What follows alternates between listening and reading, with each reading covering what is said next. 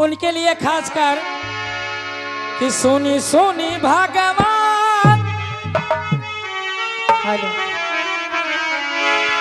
ए सखी 19 जे आ है दिखाई बना बहनी। हेलो हेलो हेलो ए क्या है? हो रहे पहला मिलनवा मिली है सजनी से सजनवा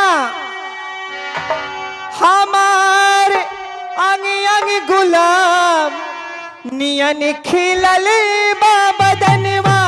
कि सोनी सोनी भगवान जन बिहान होके दी। सोनी सोनी भगवान जन बिहान होके दी। आज राजा जी के कोरवे में जवान होके दी। आज राजा जी के कोरवे में जवान होके दी।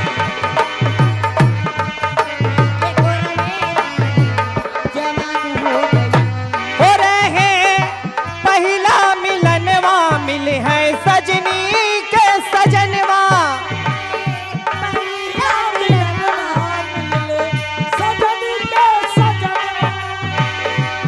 हमार अंग अंग गुलाब नियन खिलल बदनवा।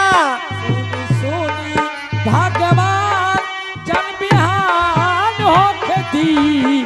सोनी सोनी भगवान जन बिहान होके दी।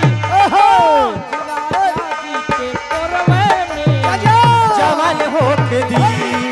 आज राजा जी के कोरवे में जवान होके दी। आज राजा जी के कोरवे में जवान होके दी।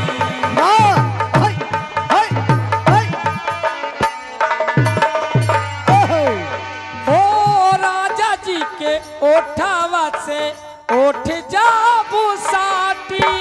राजा जी के ओठावा से ओठ जब साथी धुकुर धुकुर करे लागे दिलवा के बाती।